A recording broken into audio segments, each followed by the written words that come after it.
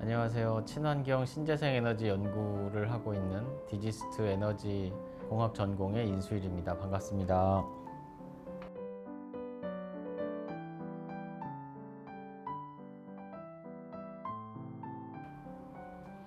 네, 지구 온난화 문제가 갈수록 이슈가 되고 있고 점점 나빠지고 있습니다. 그 원인은 우리 사람들의 어떤 경제 활동, 에너지 소모에 있어요. 그래서 그동안 화석 연료를 우리가 소비하면서 굉장히 많은 온실가스가 대기 중에 쌓이게 됐고, 그것으로 인해서 이제 기후 변화, 재앙적인 수준의 기후 변화가 생기기 시작했습니다.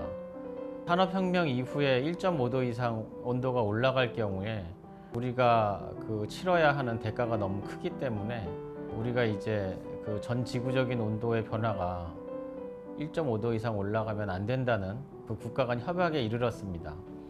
그래서 그 심각성이 당장 와닿지는 않지만 지금 여름에 여러분이 겪고 있는 물난리, 그 다음에 폭염, 예측할 수 없는 태풍, 여러 가지 기후 변화, 이런 것들이 지구 온난화의 결과라고 할 수 있어요. 그래서 앞으로 이게 더 심각해진다면 굉장히 살기 힘들고 어려워질 거라고 생각이 됩니다. 그래서 이게 더 심각해지기 전에 우리가 어떻게든 지구 온난화를 줄여나갈 수 있는 방법과 해법을 찾아보자는 게 제 연구의 주제고, 오늘 인터뷰 내용이 아닐까 이렇게 생각을 합니다. 뭐고 그리고 왜 그게 필요한지를 간략하게 얘기해 주실 수 있을까요? 아까도 말씀드렸던 것처럼 탄소 중립은 우리가 대기 중으로 배출하는 이산화탄소 혹은 지구 온난화 가스, 온실가스의 양을 줄여보자는 거죠. 그래서 그 양을 어느 정도로 줄여야 되냐면 우리가 소비하고 있는 어떤 경제 활동으로 생기는 온실가스가 제로 수준은 될 수 있게끔 하자는 거예요. 그래서 전 지구적으로 봤을 때 대기 중에 온실가스가 더 이상 증가하지 않게 만든다 하는 거죠. 굉장히 챌린징한 운동이라고 할 수 있습니다.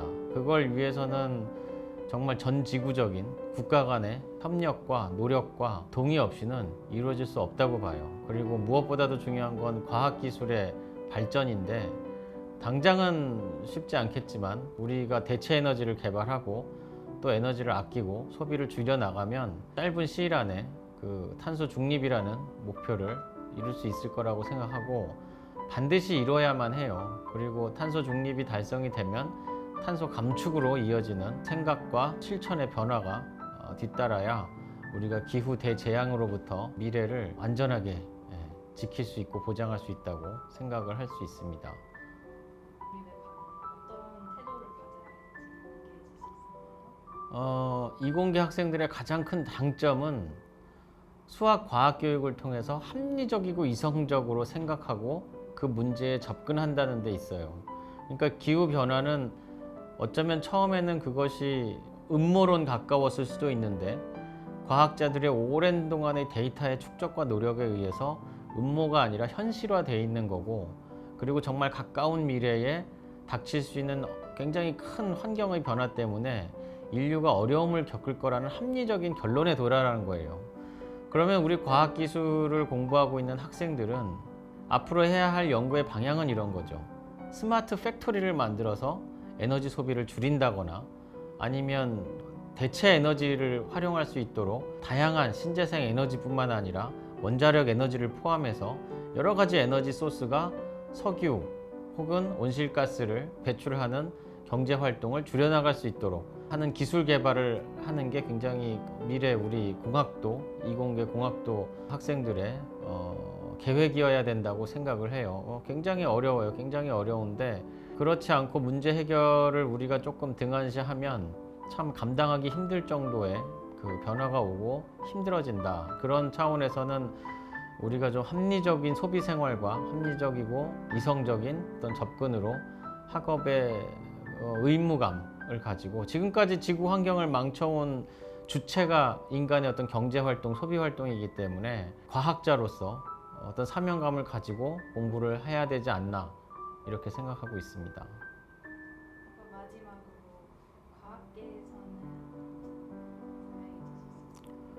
그러니까 최근에 가장 화두가 되고 있는 게 아마 그 신재생 에너지, 태양광, 풍력, 지열 뭐 여러 가지가 있을 텐데 현재까지는 그런 그 대체 에너지의 어떤 그런 효율이 지구 온난화를 막을 만큼 높지는 않아요. 그게 이제 우리 과학자들의 가장 큰 어떤 역할이라고 봅니다. 그래서 이제 원자력이 굉장히 그 위험하지만 원자력을 또 다시 한번 생각해 보지 않을 수 없는 게 원자력을 우리가 안전하게 잘 활용할 수 있으면 신재생 에너지 못지않게 우리의 어떤 그 에너지 소비를 어느 정도 좀 채워줄 수 있을 거라고 생각을 해요. 그렇지만 그것이 또 그 하나의 솔루션이 될 수는 없기 때문에 우리가 다양한 방법으로 해법을 찾아야 될 것이고, 그리고 지구의 자원이 상당히 점점 고갈되어 가고 있기 때문에 여러 선진국에서는 또 지구 밖에서 에너지 자원과 어떤 문제의 해결점을 찾으려고 노력하고 있어서 정말 종합 솔루션, 융복합적인 어떤 사고방식, 그리고 이제 과학자뿐만 아니라 일반인들도 소비를 줄이고, 그리고 재활용하는 데 애쓰고, 그런데 동참을 해야 된다고 생각을 해요.